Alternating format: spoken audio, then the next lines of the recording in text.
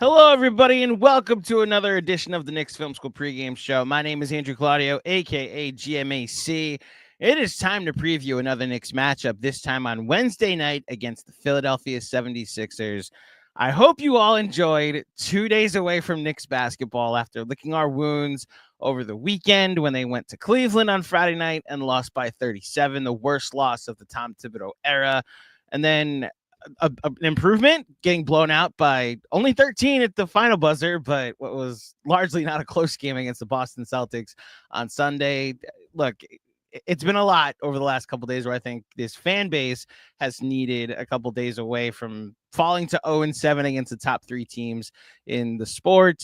Still 37-20 on the season. Do the math. They're 37-13 against everybody else. And I think I speak for all Knicks fans when I say it is good to now get to play everybody else for the majority of the rest of the season. And I think my job today, and I take this with pride, my job today is to provide some perspective on what the season has been. Shout out to Howard Beck, who's he came on the pod yesterday with Mr. Macri, and that show's available. He spoke to the fact that this will most likely be the first time the Knicks will have back-to-back 50-win seasons since the mid-90s. And as someone who was around for the mid-90s, I think I can appreciate how long the struggle has been.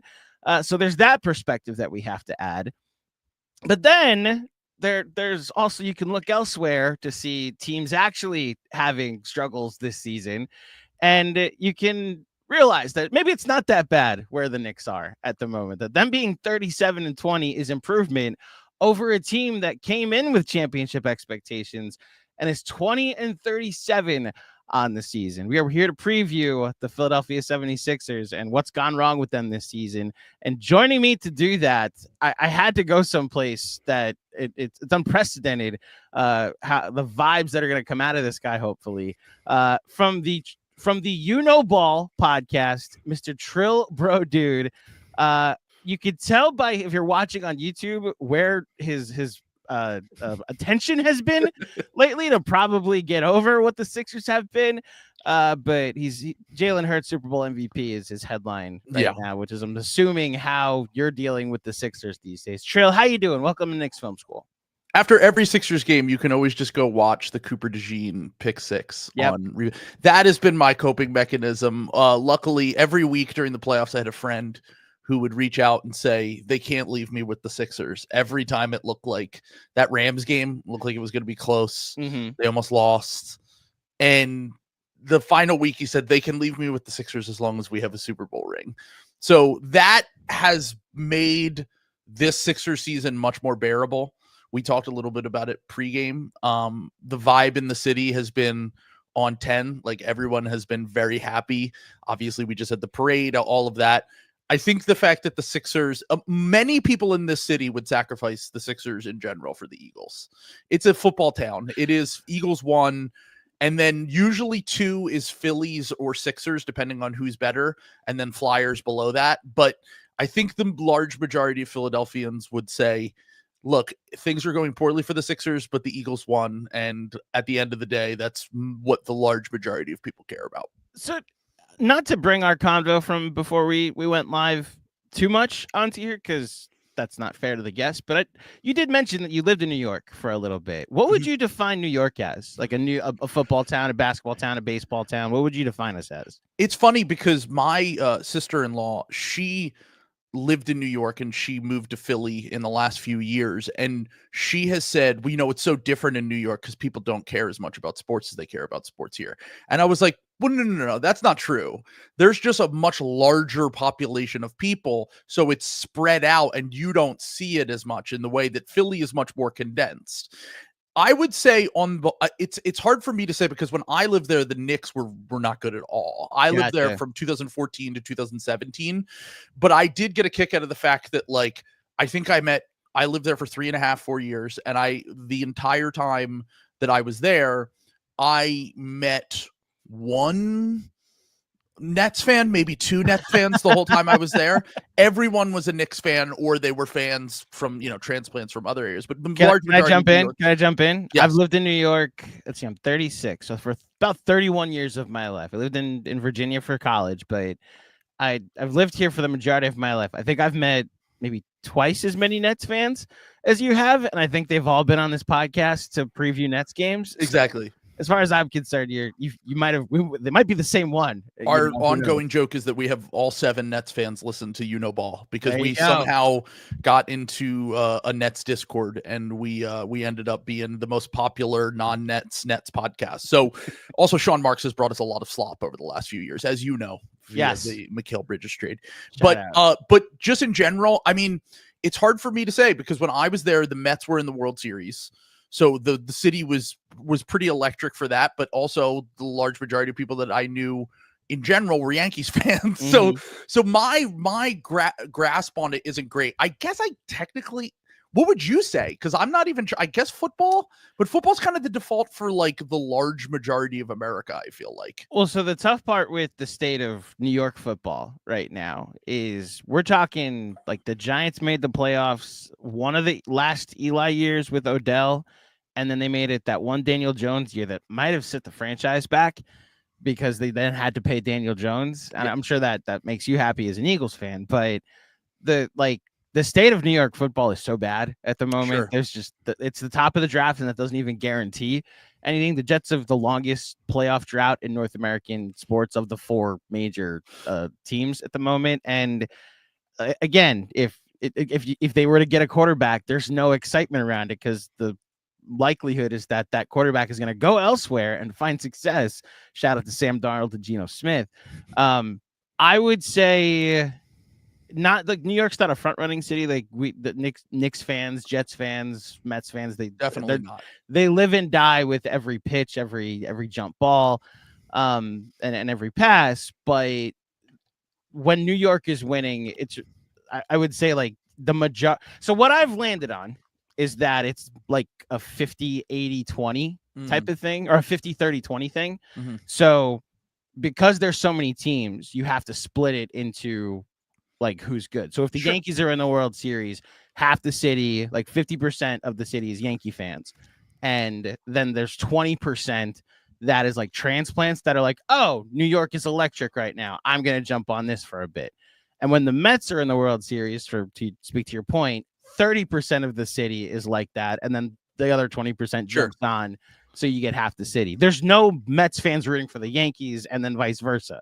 Right. You know, so not this Dodger thing might make it interesting because I think both Mets fans and Yankee fans hate the Dodgers. So maybe there will be Mets fans rival. So like this World Series, I was conflicted because like the Dodgers eliminated the Mets, but I also have too many Yankee fans in my life that I didn't want to have to hear that, you know, they eliminated you, but then we eliminated them. So see, I'm usually there's that rivalry to it. Unless we lose, like last year when we lost to you guys, it was different. Like, and I never root for the Celtics or the Knicks.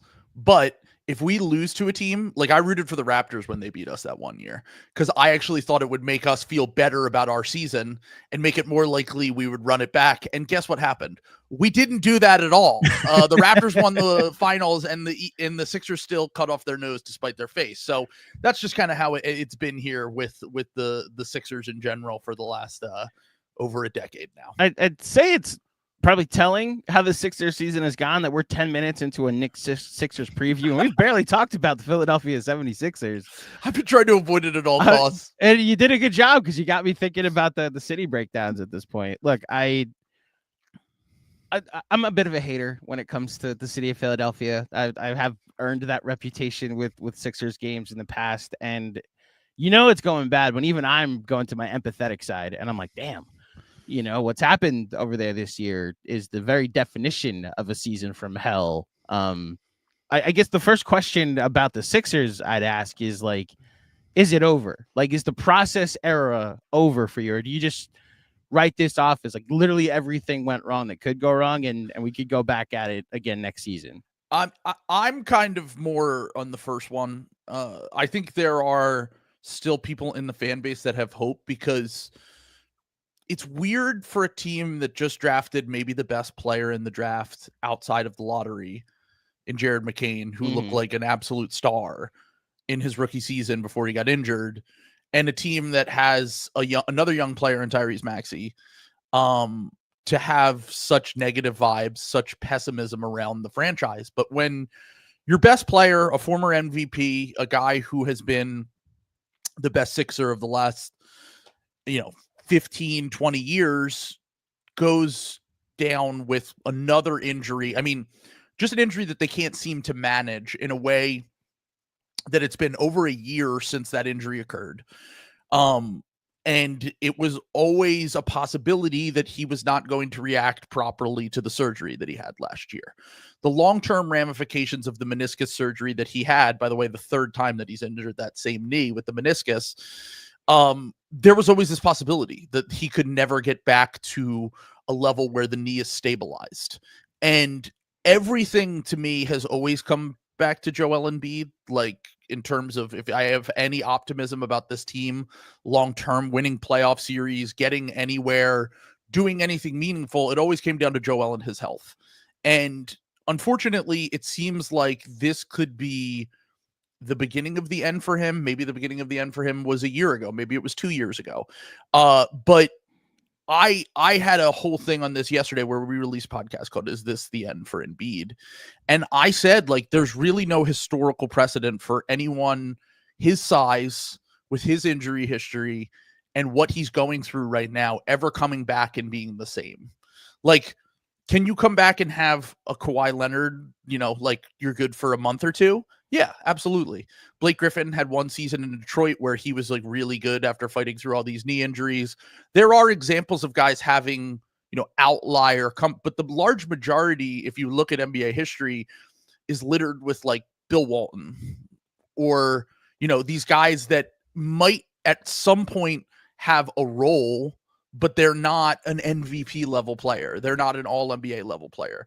They have to minimize their role. They have to change who they are. And the thing that we've seen from the Sixers this year is that when Joel does play, it's 50-50. Like the first few games, he didn't look great. Then he got shut down. Then he played in December and looked like the best that he's looked since he had the injury. And then he got shut down again. And then he came back and looked worse than he's ever looked, where it was like, offensively, sure, he's still going to get his numbers because he's just wildly talented and he's massive and he can do a ton. But at the end of the day, he is just not the same defensively. And I think one of the things that Joel has always been, he's always been an underrated defender, in my opinion. You guys didn't really get to see it as much in the Knicks series last year because he was hampered. And he literally could not jump in that series, which Isaiah Hartenstein and Jalen Brunson killed him with the fact that he had literally no lift on that side of the court. But Joel's been one of the best paint protectors and rim protectors in the NBA for the better part of a decade. And if that is a part of his game that starts to go, combined with the fact that he's just not quite the same inside and on the boards, I just don't know if there's a pathway for him to become anything more than, a good, like solid starter, maybe. And you're paying him super max money. Like he makes $70 million last year of his deal, basically. And that's 4 or 5 years away.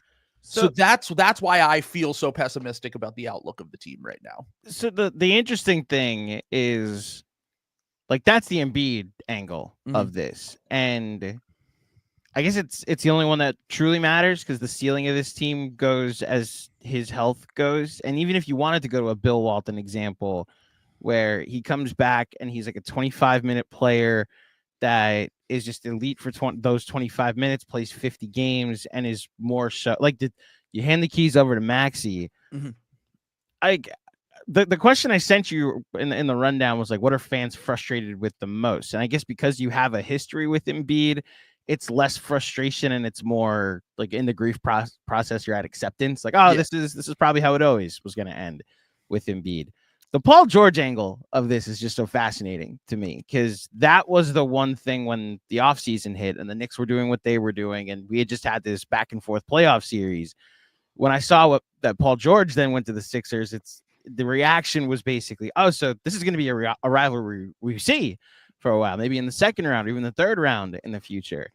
And if he like what Paul George has been this year, I mean, you speak to it. Like, is that the thing Sixers fans actually have the most vitriol towards this year? I think that there are three kind of people that are all the vitriol's being aimed at, because the true diehard fans of the Sixers are going to ride and die with Joel. Like now the casual fans that are Eagles first, Phillies first with the Sixers as their second team, third team, there's a little bit of like Embiid's a loser kind of narrative going on. And honestly, I think that there are fair criticisms about Joel Embiid that can be made for his playoff track record, a bunch of stuff, kind of some of his temperament in general. But I think that what's happening now is very obviously his body's just failing him. And I can't really blame him for any of this. Any player in his situation would have taken that contract extension. I think all of the vitriol is being pointed towards Daryl Morey, Paul George, and Nick Nurse. And I guess a little bit of, if you want to lump in Josh Harris, the Sixers owner, with Daryl Morey. But I mean, I kind of look at Paul George and Nick Nurse and I say, like, don't get me wrong, Paul George has annoyed the hell out of me. Like, he's a very frustrating player to watch especially when we had these aspirations of winning this season. And it seems like, he has a lot of what I call bozo moments where, obviously we were kind of used to this with Tobias Harris, but Tobias Harris also made even less money than Paul George, even though his contract was insane. And he also didn't have a podcast where there was new quotes coming out every week, which drove you like a little bit insane as a fan, where it's just like, can you just shut up about the team for 5 minutes? Like, you could talk about whatever else you want. You could go on there and talk about, he compared Cooper Flagg and Ace Bailey to Larry Bird and Magic Johnson, which is hilarious if you ever watch Ace Bailey play basketball.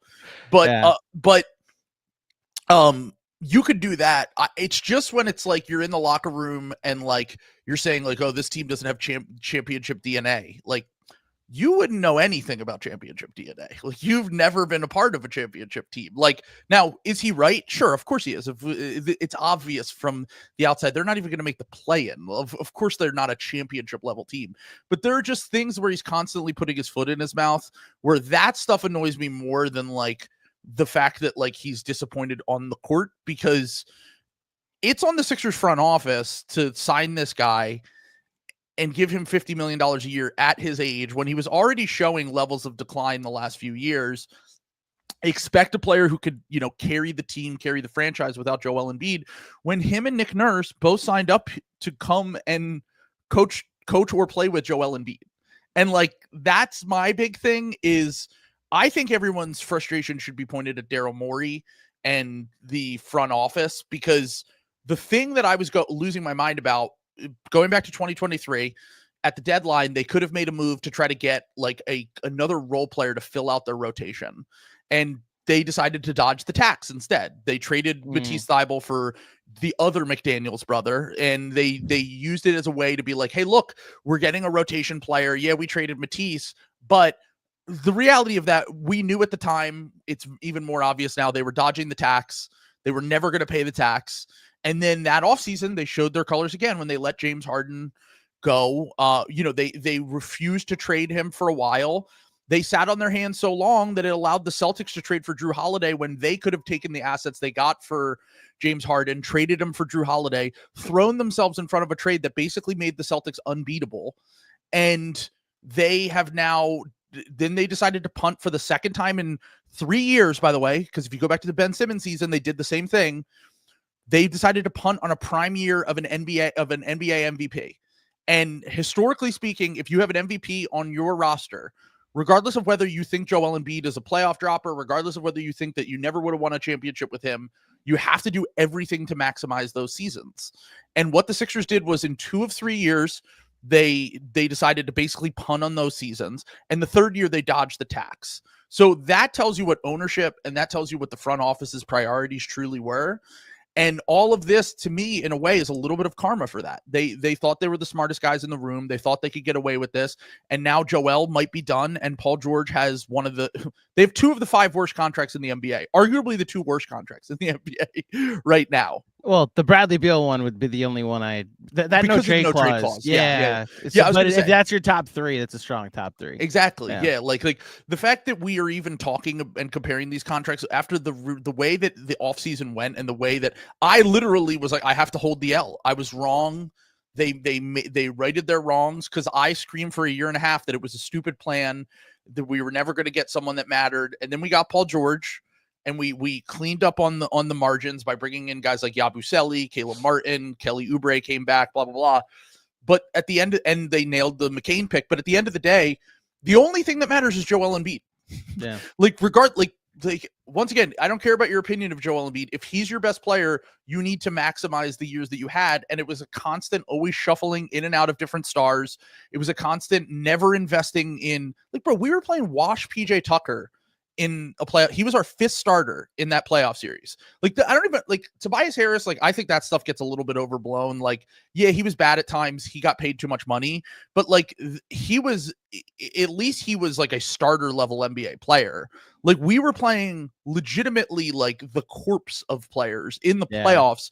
Kyle Lowry last year. Kyle Lowry last year. DeAndre Jordan a few years ago. We played in the play. Like, it was always someone where they just never invested in any sort of role players, any sort of like bench players at all. And then it all caught up with them at once. And now they're finally deciding to, oh, we'll trade for Quentin Grimes. We'll take flyers on young guys like Jared Butler and all this. It's too late. You missed the window. You blew it. Like, that's why I'm just so frustrated with Daryl Morey and ownership. I do think I owe you a thank you personally, because as much as Knicks fans have since that playoff series now voiced a hatred and a vitriol for the Sixers because of a budding rivalry, I had never been able to, because we've had a lot over the last couple of days after losing to the Celtics again in blowout fashion, of who allowed this? Like, who allowed the Celtics to become this unbeatable? And a lot of my frustration was directed at Miami for not letting the Dame trade happen, or Milwaukee for actually doing the Dame trade, which then allowed the Drew trade to happen. And now apparently I can also blame the Sixers for Portland too. Like, I the Joe Cronin of it all is interesting. Yeah, exactly. Yeah. But they were in the driver's seat at least with who to trade. Like, they did what's best for their franchise. Like, I can't fully get upset with. I mean, look, if you want me to get upset with them, I guess I could find it. But it's more fun to hate Miami. You know. I don't disagree with you. I love hating the Miami Heat. It's one of the most fun things you could do. Indeed. But I will say this much. If you could go back on it now, would you rather have okay. So what they got for Damian Lillard, because the people will try to lump in Ayton, like that was a separate trade. Like that was what they sent out for Ayton was, and actually the best player that they got back was Toumani Camara in that separate trade that they made with Yusuf Nurkic in it. Really, what they got for Damian Lillard was like Denny Avdia.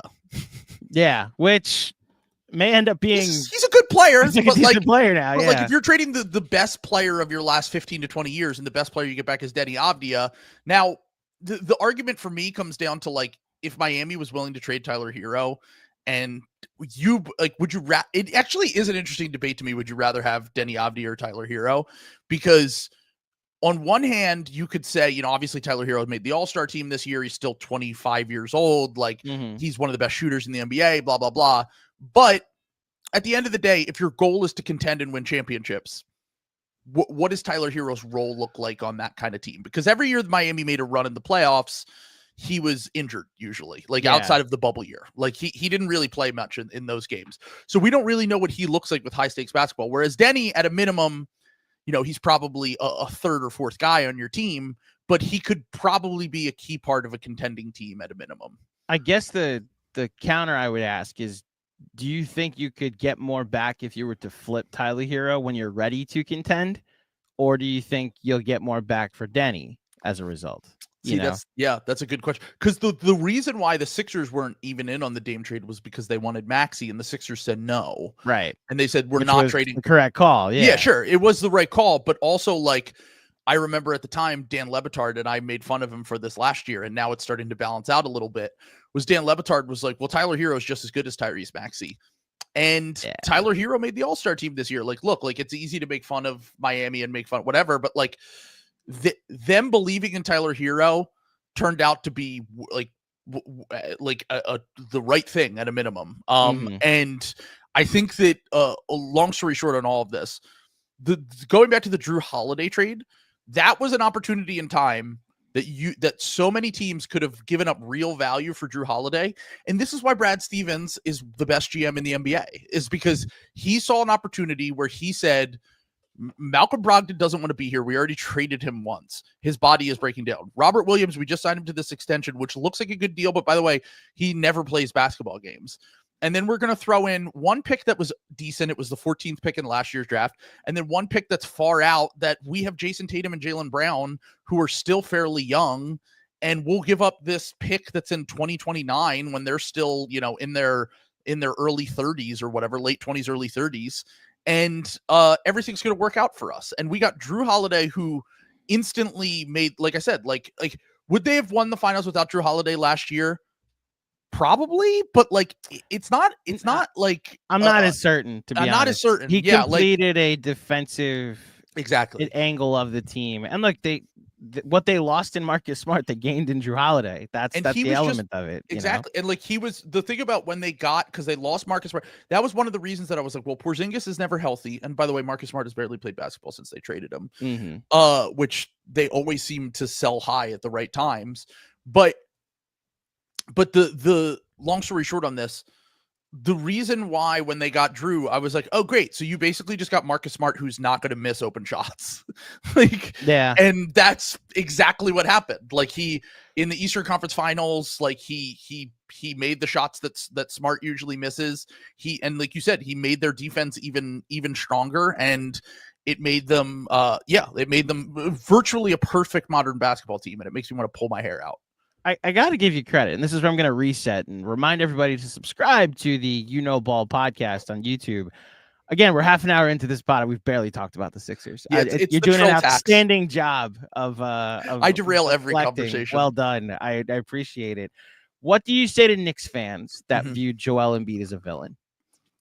Well, okay. So first off, one thing. I think the NBA needs more of this. Like I thought that last year was good for the NBA. I've been saying for a while that teams are too friendly. Stars are a little bit too friendly. I think it's good when you have look, does Draymond Green annoy the hell out of me? Yes, but it's also very funny when he's going at it with the Kings, the Grizzlies, whoever. Like those things are good for the NBA and its product, and part of the reason why we become invested as fans. Right. Real quick, to that point, I felt that a lot with the Lakers. Not the Lakers, basically the LeBron-Steph rivalry. Sure. That they're basically best friends, and everybody was excited to watch them play together.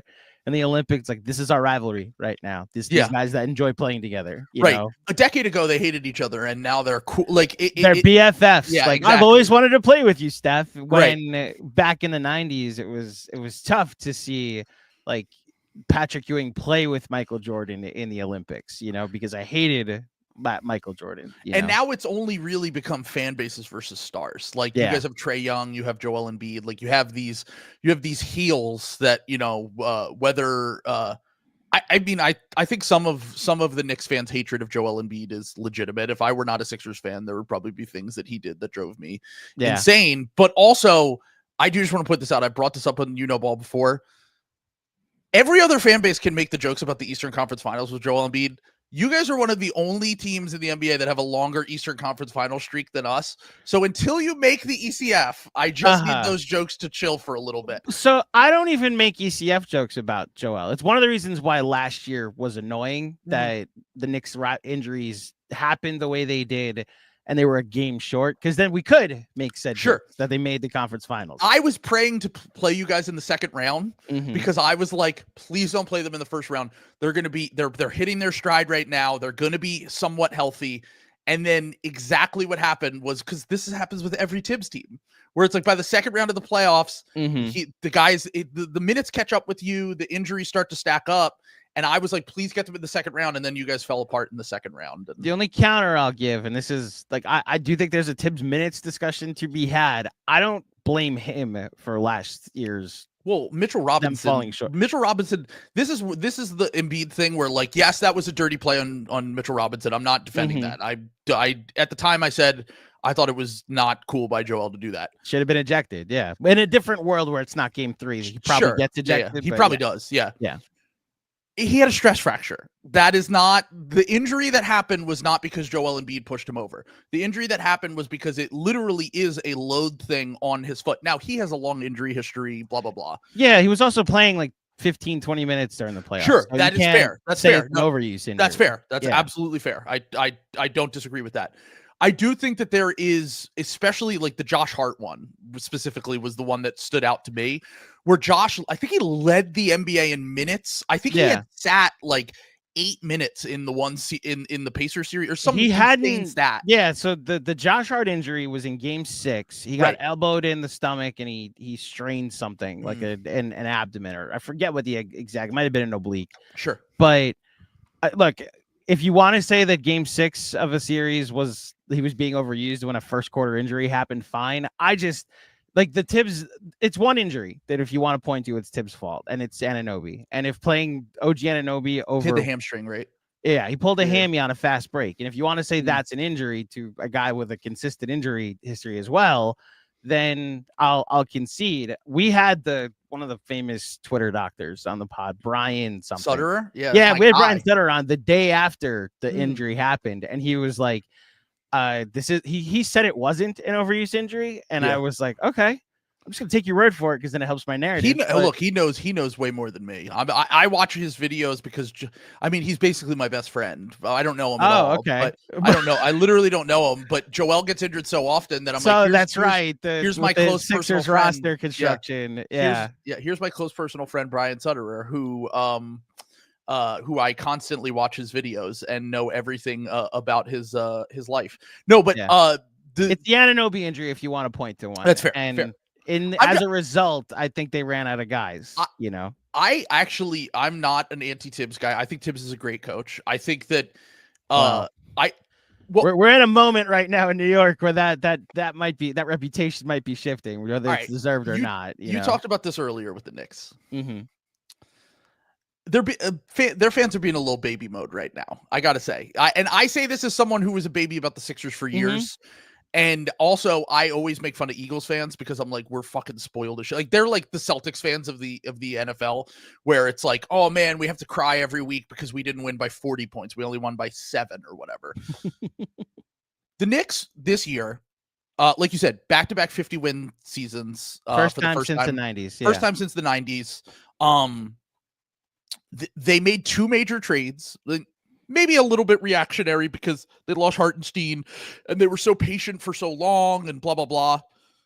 Maybe you overpaid for Mikal Bridges. Yeah. And it doesn't feel great that it feels like this team might have a third best team in the Eastern Conference ceiling right now when, you made all these trades, you made all these moves. But at the same time, like I said it like this, like if you had told Knicks fans 5 years ago that you would win a playoff series basically every year for multiple seasons in a row. So you've won two straight years. You won playoff series.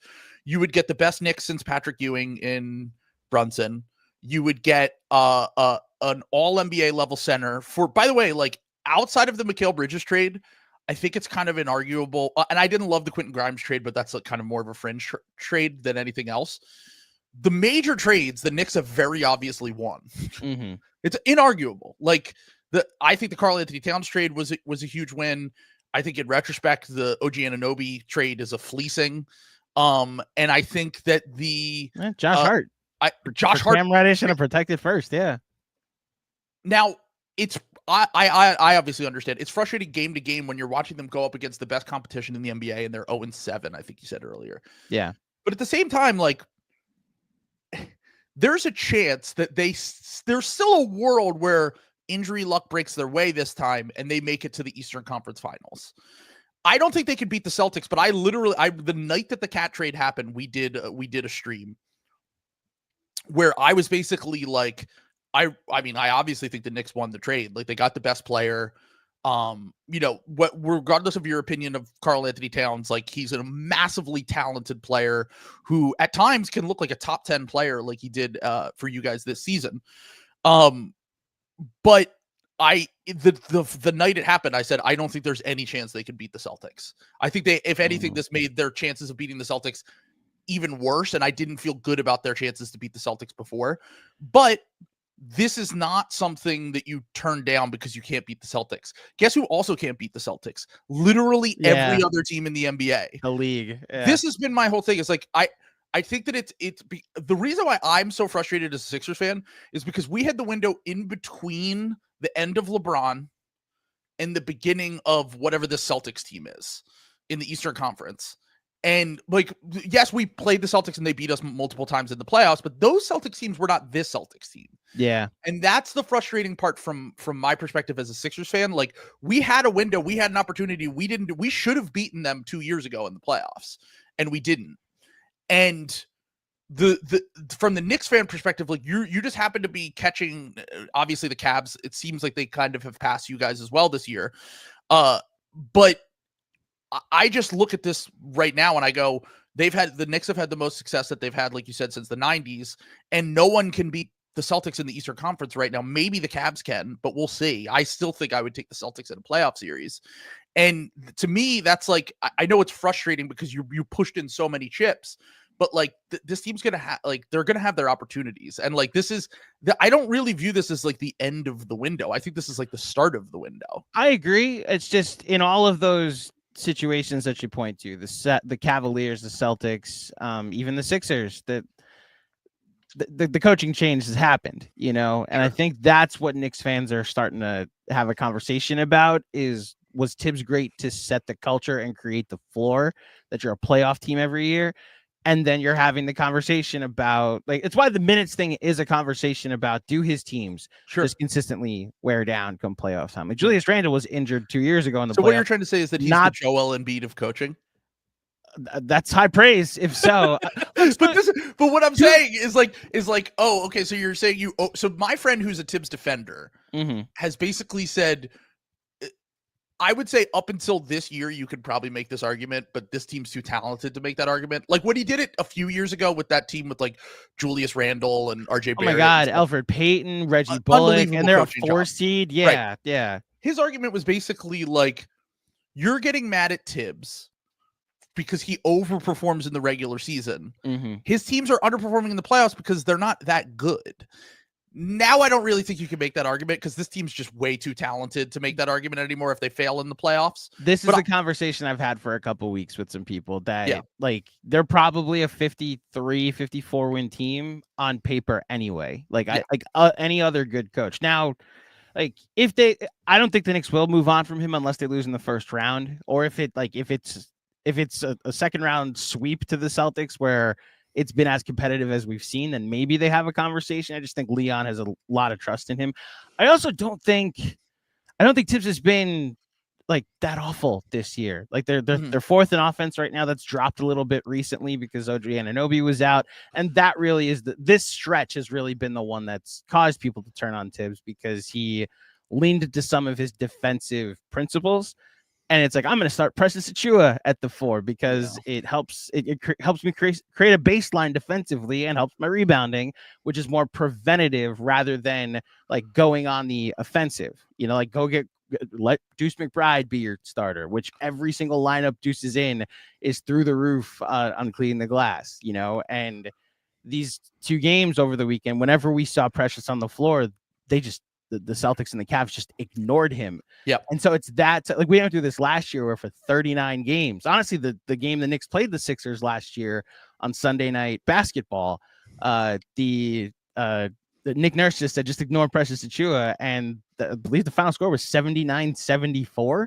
So God, like, yes, your defense was great that night. Yep. He only scored 74 points. Right. And then after that, he went to a Deuce McBride lineup and, you mean Steph Curry? I'm a Sixers fan, so I only know Deuce McBride is. So honestly, of Steph Curry. That stretch, that like 6 or 10 game stretch, he was like they had one of the best net ratings in the sport, which is why a lot of people have called for Deuce McBride to get more minutes just in general. So it's like, but Tibbs these is are such an old school coach. He's like, I'm not going to start 2 small guards. What happened when he did, and it worked. Yeah. That's the thing that we keep going back to. So that old school thing is why people are starting to wonder. I get it. I personally, like Nick Nurse, the Sixers coach, I don't think there's that much difference between Tibbs and Nick Nurse. But Nick Nurse got to coach Kawhi during a season in Toronto where, I hate to bring this up, like he hit one of the crazier game-winning shots to end a series. Yeah. And then he got to the finals where the Warriors were missing Kevin Durant for all but 2 quarters. The thing that's also forgotten about that run is that they had their devil magic of their own beyond just the Kawhi shot. And Fred VanVleet did miss a shot for 4 rounds. Yeah. The thing that never gets discussed, only Milwaukee Bucks fans will ever bring this up. Bro, they were on the verge of going down 0-3. Mm-hmm. George Double Hill, overtime in game 3, right? George Hill missed, I think he missed 2 free throws that basically would have iced the game. It might have been an overtime end of the fourth quarter. He missed a free throw at a minimum. And they could have basically just ended that series right there. No team's ever come back down from 0-3 in the playoffs. Somehow they hung on. They won in double overtime, like you said.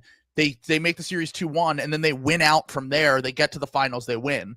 That Raptors team not only was like, it seems so insane in retrospect that it took as much as it did for them to like get over the finish line, because it was the combination of like guys who became better after that, like Fred VanVleet, Pascal Siakam, OG Anunoby. Didn't even play in that run, by the way. They were so loaded that they didn't even play OG. He had the appendicitis. Yeah, the appendix first. Yeah, but he could have played, but they didn't want to mess with the chemistry because he could have come back. I think it was in the Eastern Conference Finals. They didn't want to mess with chemistry because everything was going so well, and it worked out in their favor. But like that team, if you look at it, is like all-time role player Danny Green, Kyle Lowry in his prime, Serge Ibaka, Marcus Gasol. They had so much talent, and I mean, I'm very much like, I'm probably the last person you want to talk to about coaching, because since I'm like, our whole thing is like roster construction and trade stuff and blah, blah, blah. Like, I'm very much like, I don't know. Everyone thought Joe Mazzulla was the biggest idiot in the world 2 years ago, and now they might go back to back. Like, if your roster, now I'm not saying that coaching doesn't matter at all. Obviously it does. Like, we're seeing that with JJ Redick this year. Like, we're seeing it with Kenny Atkinson. Yeah. But to the Atkinson point real quick, it's not an indictment of Bickerstaff that Atkinson is doing. Like, Bickerstaff then also went to a place where the former coach of the Pistons also made it to a finals, and look how much more competent. I'm with you that it's the roster construction. Like, stars win titles, and like we were having conversations about Mike Malone, we were having conversations about Mike Budenholzer, that playoff run before he got fired. There are things that annoy Tibbs that he deserves criticism. I'm not at the point where I think you have to replace him yet, especially since there's a Mitchell Robinson card to pull. That I'm curious if they pull it and how well it works. You know? Yeah, no, I totally agree. I mean, I think what you said about, like, I've often said, like, coaches establish floors, talent wins championships, like raises your ceiling and wins championships. Yeah. And like, now there are coaching decisions on the margins that can help that better. Like that can help, Eric Spoelstra might be the exception, getting some ragtag Miami Heat teams to the finals. Yeah. Jimmy Butler, but like Spo is Spo, and everyone else, maybe JJ changes that narrative too. But it seems like there's only really like a handful of coaches in NBA history who truly like can swing things. I think JJ benefits from his GM pimp walking Nico Harrison into a meeting and getting Luka Doncic out of it without having to give up Austin Reeves and a second first-round pick. But yes, I think JJ Redick's doing a great job. I say as someone who said before the season, it won't matter because, I mean, look, the players didn't like Darvin Ham, obviously, Austin Reeves specifically. I know they had like a beef or whatever, but I said before the season, I didn't think that was going to matter much. And yes, that trade obviously is a fucking miracle that it happened, but their defense is what is like been carrying them recently, and they traded Anthony Davis. So that you got to give a little bit of credit to JJ Redick there, because that's doing that with that personnel. Like, I don't think that they're like, they have plenty of like what people would view as weak defenders, and they're one of the top defenses in the NBA over the last month. The night of said Luka trade, they played the Knicks at MSG, and like LeBron went off, and they held the Knicks to it. Max Christie actually did a good job defending Brunson that night, and I was the preview for that pod, or for that game, the pod I did that morning was very much like there's something going on here that's at least like they're creating a floor, which you like, and not having AD for this run has made it more impressive. Then they went and traded for Luka like an hour after the game, and here we are wondering if they could be a 2 seed this year. So we'll see what happens. Only the Lakers. Only the Lakers just get handed a generational player in the middle. I have to give you credit, sir. 45 minutes. I haven't done nearly enough laughing at the Sixers as I thought I wanted to do. Yet I've enjoyed the conversation regardless. Do you mind if we take a couple questions from people watching live? Yeah, let's do it. Out of here. So Ben Kim Gervey, one of our frequent chatters, actually sent 2 good chats for you to answer. So he asks, is there any real stylistic synergy between Embiid and Maxey? Embiid is increasingly glacial, and Maxey is a speed demon. Are they a good fit together? I mean, they had, when those two were on the court last year, they had the best offense in the NBA. In the Knicks series, their rating was a 125. I found them to be, especially last year's version of both players, when Maxey was able to operate a little bit more off the ball. You guys probably saw the best of that in the Knicks series, when I would say at times Joel was used as more of a decoy, which is the first time I've ever said that in his career. He's used... At game 5 in particular, when Maxey had 47, the Knicks were just doubling, and this was a Tibbs frustration I had, but they were doubling with Maxey one pass away, right? And it was just leading to Embiid hitting Maxey back on the wing on above the break, and he was killing them for all 4.5 quarters that we saw in that game. I think the key to that was Maxey becoming the shooter that he's become, because when we drafted him, I always thought he had shooting potential. But him becoming one of the best catch and shoot shooters over the last 3 years in the NBA really took him up, and like a diversity of catch and shoot shots, not just like I stand in a corner and I catch, like you said, like he's shooting from above the break, he's shooting off movement.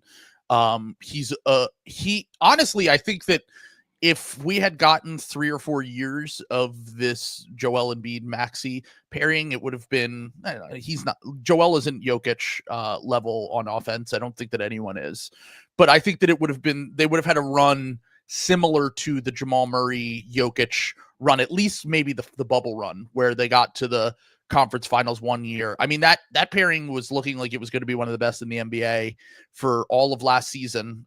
Nick Nurse, look, all the complaints about him when the team was healthy last year, he really figured something out with their movement style, with Joel as the hub, as more of like a DHO hub at the elbow than we had ever seen before.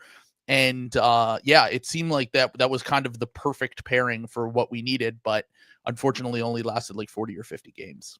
From a basketball standpoint, that series last year, like the Embiid Maxey pick and roll was just terrifying throughout for all 6 games. I thought the Knicks did a good job of limiting it to basically nobody else was allowed to succeed. And if we could just survive with them only having 2 guys go off, we'll be okay, which is like you saw other guys just kind of disappear throughout the series. And it honestly, that game 3 where Embiid had 50, but you saw like Campaign get some burn in the second quarter and he went off, and Kelly Oubre had a good game. Nick Batum had a good game.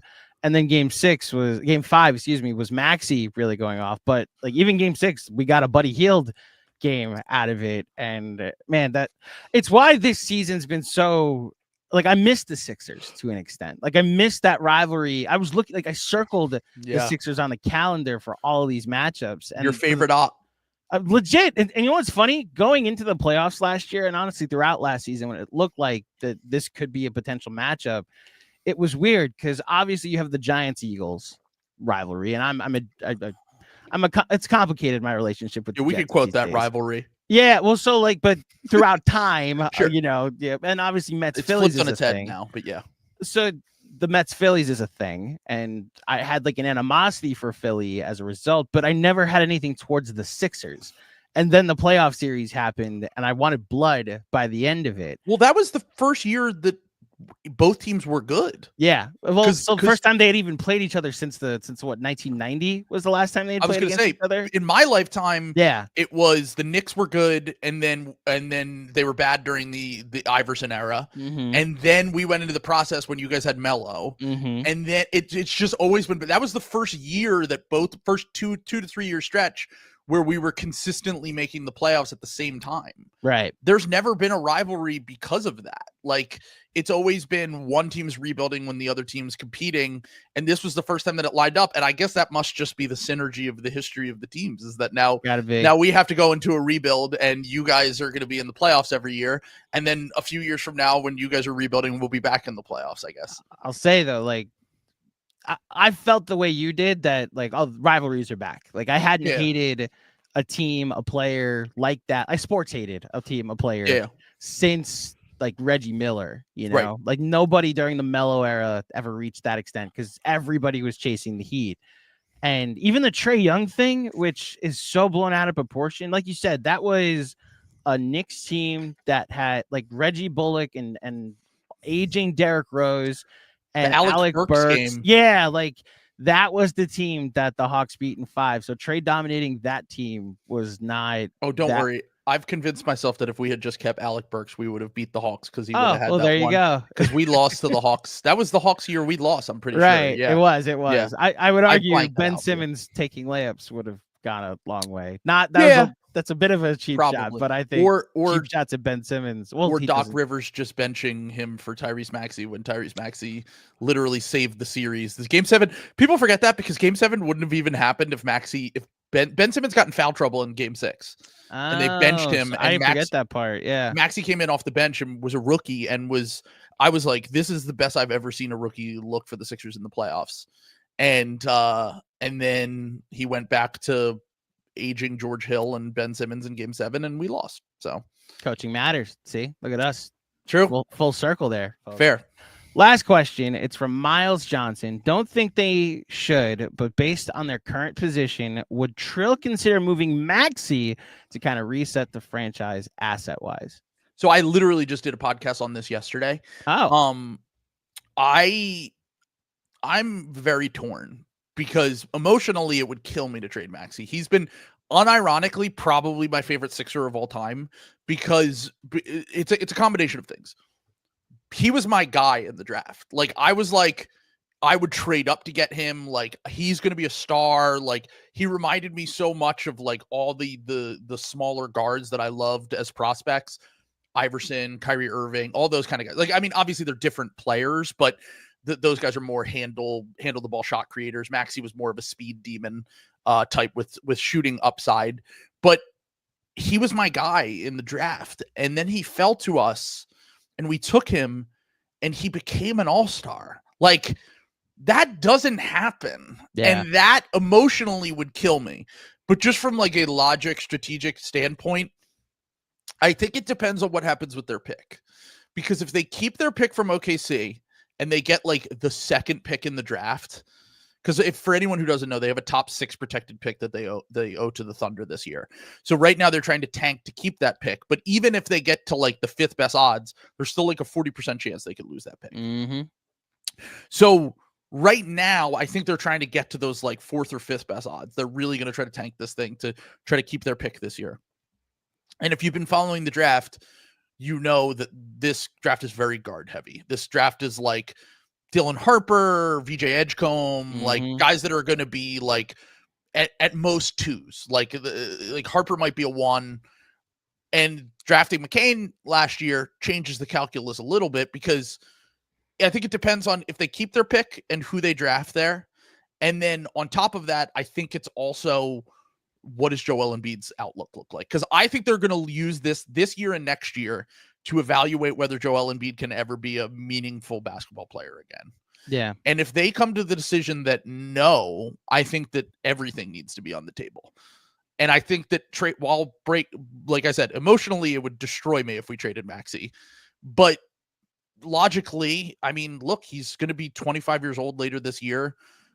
He's a player that is an elite number 2 option, has not proven to be a number 1, especially when you have potentially $100 million in dead salary on your books for the next few years between Paul George and Joel Embiid. Jeez. And you also are now looking at a perspective where it's like, does the Maxey McCain fit even work long-term? 2 small guards, we've struggled to see that really succeed. And especially as the NBA gets bigger and more skilled and wing heavy and big heavy, it's going to be probably harder for those kind of teams to compete. So I think just they would probably my thing that I brought up on the podcast yesterday was like, I think the Thunder are probably going to make the finals. They might win the finals. If what happens with them is that they get to the playoffs and we all think their fatal flaw is like that lack of secondary creation with Shea. Like Shea is like the guy, but when teams double and triple team him, like can the rest of the team make them pay? Does Presti finally go, all right, we need to make our move and just blow the Sixers away with like 5 first-round picks for Maxey, like you guys did with Bridges last offseason? Yeah. Because you think about like SGA, Maxey, J-Dub, Chet, Hartenstein, or whoever, whatever it took. it would be enticing at a minimum, I think, for the Sixers if those other things happen. Now, if Joel can come back next year and they're confident he's fine, that changes it. But if that happens, then I wouldn't be shocked if they explore that. Probably more so a year from now, but maybe this offseason. Look, this is the reality I've operated under for about a little over a month now, because it happened on February 1st. Post Luka trade, anything is on the table. Yeah. Any wild trade idea that I could think of. So even if I would lean more toward like Maxey has to be part of your solution rather than something you go to. I understand, like, he's your best asset at the moment, and trading your best asset if you're trying to rebuild or start a soft rebuild is not a crazy thing to think of. The thing that someone brought up was like, what if the Clippers had just realized the Kawhi thing was like not like basically like they got out ahead of that. They stopped spending assets to try to make the Kawhi thing work and instead went in the other direction and started to like sell off. And now I'm not saying that means trade Maxey, but what I'm trying to, because he, like you said, he can be part of the long-term solution. But I just keep going back to like the True Detective time is a flat circle thing that I tweeted the other day, which is that the process started because we traded for Andrew Bynum and he was cooked and we had his contract on the books and we had really no way around, like it kind of ruined that competitive window we had with that team. And we traded a 24-year-old one-time All-Star in Drew Holiday. And I'm like, Tyrese, how long did the process take though is the tough thing, you know? I mean, yes, you end up at the top of the draft and you take as many swings as possible, but I think that I mean, this is a little bit of cope for me, I think, but I think that in a way that the process worked. The results were not what we wanted them to be. Obviously, they never even made the conference finals. It's undeniable that that should be like a goal that you would have, obviously, if not winning a championship. The Sixers had probably the most talent during this window that they've ever had. The team just changed front offices multiple times. They got impatient. They didn't make bro, we had Jimmy Butler, Joel Embiid, JJ Redick, and then after that, like we fucked that up, and then we turned around and then we drafted Tyrese Maxey. We got James Harden for nothing, basically. Yeah, we had three. I mean, Ben Simmons. It's hard to call Ben Simmons a bust, but we had at a minimum 2 busts at the top of the draft. The reason why you do the process, and the reason why the Thunder are going to have this contention window because they were actually able to see this thing through, was because you give yourselves as many opportunities as possible to fuck up, and the Sixers did literally everything wrong and still won more 50-game seasons. Like, I talked about with the Knicks earlier. Like, they won more 50-game seasons in a row than they have since the 80s, probably. And they had, regardless of whether I am disappointing and whether you want to argue that, like, the process was a failure, like, the reason why it was a failure was because they got impatient and they changed stuff up to. If they were patient, they just gave Jimmy Butler his money. They could have made an all-in move even for James Harden, had James Harden, Jimmy Butler, Joel Embiid. Like there were opportunities for this thing to work. The ownership and the management was what screwed this all up. So last question before we wrap up, because I do want to know what you think is the biggest, like, what's your biggest what if? You know, like, is it game the Kawhi shot game? Like, do you look at that as like that was the best team we could have had, so that potentially could have won? Is it this game 7 against Trae Young, who I went and looked it up, was 5 of 23 in game 7, shot 39% in that series. Herter. Yeah, the Kevin Herter game. But yeah, Trae Young gets lauded as the guy that made the conference finals. Or is it game 6 against the Celtics, where you're up 3-2 in the series, and then honestly just like a good final 2 minutes from Jason Tatum is what got that series back to Boston? Like, what's your biggest what if of this run? So a lot of people look at the 2018-2019 team with complete hindsight bias because they weren't Sixers fans following the team. We've said this over and over again. That team had horrible vibes, was underperforming. Bro, so a lot of people don't remember this, but Jimmy Butler during that season didn't take a 3 for a month. Okay. There was like a month period where he was mad at Brett Brown and he just didn't take threes. And the vibes were off with that team going into the playoffs. Now, they were just very talented and were able to, do what they did. Now, in retrospect, that team is the most talented and probably had the best chance of winning a championship. Even with the bad vibes, even with all of that weird stuff, Ben Simmons and Jimmy Butler didn't really get along. Even I think Joel Embiid was a little bit questionable when they traded for him, and then they made the Tobias move in the middle of the season, blah, blah, blah. That team undeniably probably was the most talented. And if you get the injury luck that the Warriors had, there's a chance that they go on to win the NBA Finals that year, undeniably, assuming they beat Milwaukee in the next round. 2 years ago was really the biggest what if for me, because the Celtics, that series, they should have won game 6 at home. The Raptors series was very it was kind of like, there was a lot of blowouts in that series, back and forth. And I never felt like we were going to go into Toronto and win game 7. So when it came down to the end in the way that it did, by the way, funniest part about that game 7, Ben Simmons was awesome in that game. We did a rewatch of it this past offseason. Ben Simmons was actually, I think he went 5 for 6 from the line and was legitimately probably our second best player in that game. Yeah. And a lot of people forget that, but the series 2 years ago, when DeAnthony Melton and PJ Tucker and all the role players just couldn't make a momentum 3 to save their life, and we shot I think it was one of our worst shooting games of the whole season in a big moment when we easily could have beat the Celtics. To me, that was because we would have got Miami in the conference finals, which, look, Miami was on their own devil magic run, obviously. I don't want to underestimate. Believe me, beat the Knicks in 6 that playoff. So yeah, we felt it. Yeah, and even with the Jimmy Butler game, I think they lost that game, but it was close. When Jimmy was out that one game. But I don't want to underestimate them, but the Sixers probably would have beat them in the conference finals. The Celtics almost had the first 3-0 comeback in that series. And then I think they probably would have lost, if I'm being honest. I think they probably would have lost to the Nuggets in the finals. But just to get to a finals. And a conference finals, and you get Embiid, Jokic, the year you won MVP. That's the one I would lean toward, too.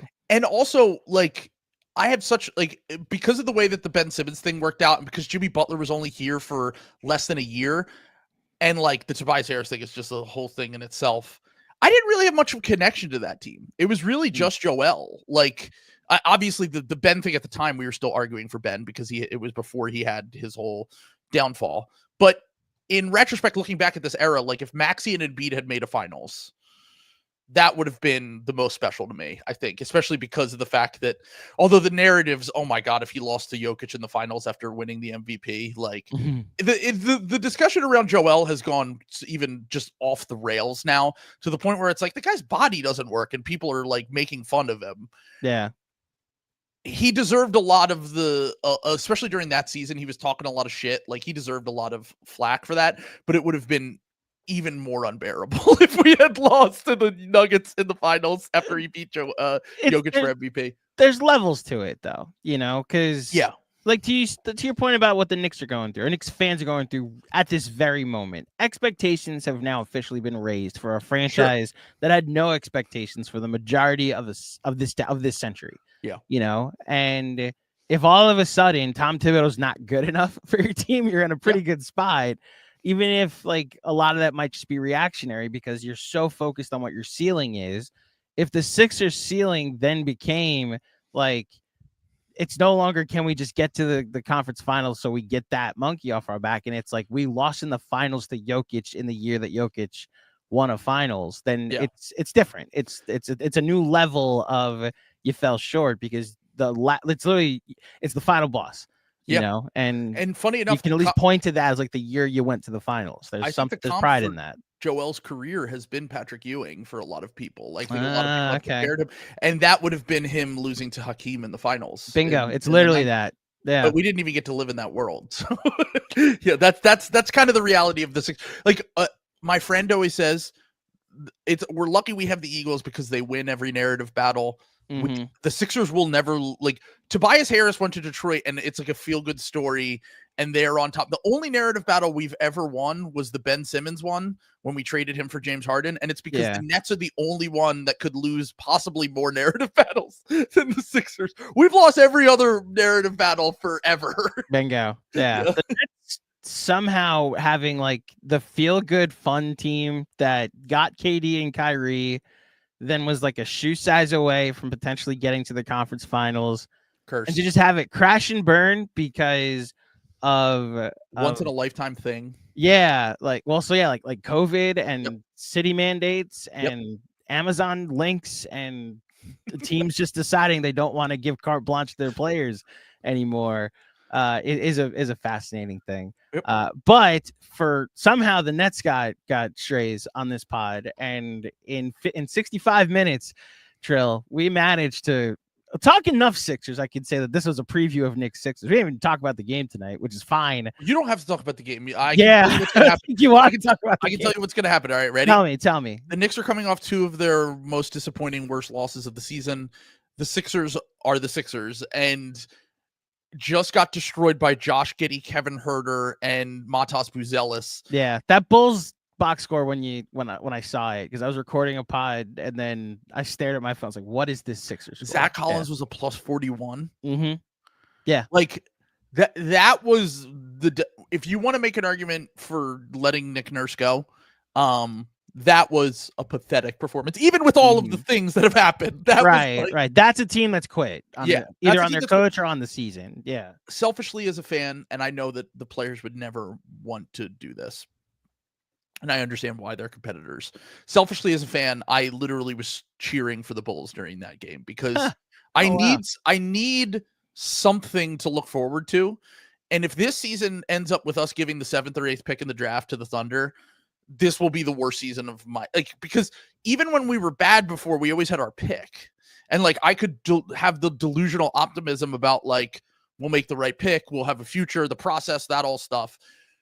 This would be the worst ever because it's the end, potentially the end of Joel, potentially the end of this era. Everything has gone wrong except for the McCain pick. And then they would also then turn around and give their pick to the Thunder. That would be an absolute nightmare. So this is the Al Horford pick, right? The pick that they traded to the Thunder so that they could get off Al Horford's contract. Right? Al Horford will just haunt me for the rest of my life. It's not his fault. Once again, I always want to say when Paul George took the contract, when Tobias Harris took the contract, when Al Horford, of course they're going to take the money. Any team that's willing to spend that much money, but just the worst Sixer of my lifetime in terms of had his only bad year when he came here, and he honestly wasn't even that bad, to be clear. He was still a fine starting level big, but to then have to attach something to get off the contract because it looked like he was about to fall off a cliff. For him to turn his career around, go back to the Celtics, win a championship with them, and also eliminate the Sixers the previous year from the playoffs, always haunting Joel Embiid during this era.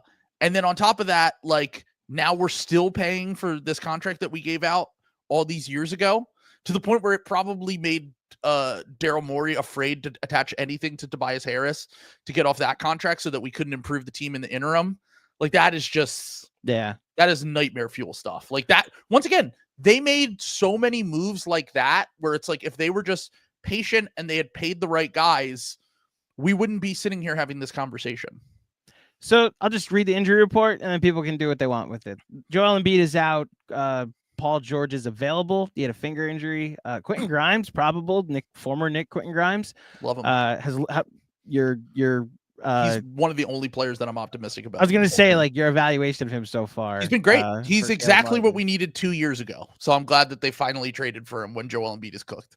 No Yabusele, no Eric Gordon, no Kyle Lowry, and obviously no Jared McCain and no Justin Edwards. And we'll see. Mitchell Robinson is probably not playing in this game tonight. Both Karl Anthony Towns and Josh Hart and Anunoby practiced this week, so they'll all probably play this. They're very close to being full strength once Mitch comes back. So we'll see what the Knicks do. 20-37 against 37-20. What could go wrong? There's no way that the Knicks don't cover tonight, right? So we'll see what happens. Knicks by 30. You have Knicks by 30. I'll say they're going to destroy them. Okay. I'm gonna take that optimism into the hope that tonight is a get well game for the Knicks. It will be. We call them the get right Sixers. If you're having Sixers, I'll take it. Yeah, they've Kevin Huerter having the worst year of his career, just literally didn't miss a shot the other night against us. Okay. So I kind of need this right now. So what this weekend was, I kind of need this. Yeah. Trill, this was as much fun as I thought it was going to be. Thank you so much for joining me for this edition of the Knicks Film School pregame show. Before you get out of here, please let the fine folks at home know where they can find you, Ball, the Patreon, all of your stuff. Ball on YouTube, Ball with Trill Bro Dude. Playback, we stream on there as well. And then wherever you find your podcast, you can find it. I'm a Sixers fan. My co-host is a Celtics fan, but we talk about the NBA in general, slop trades, all that stuff. And if you like the content, sign up for the Patreon. Absolutely. Thank you, Trill. Look forward to doing this again in the future. And thank you to everybody for joining me for another edition of the Knicks Film School pregame show. If you dug it, please head over to iTunes, drop a 5-star rating and a review. I will be back to preview the game against the Grizzlies on Friday, potentially on Thursday. Stay tuned for a programming note at some point. Macri back on the post game tonight for the Knicks game against the Sixers, so tune in for that. But until next time, thank you for listening. Thank you for watching. Enjoy the game tonight, and I'll speak with you soon. Peace.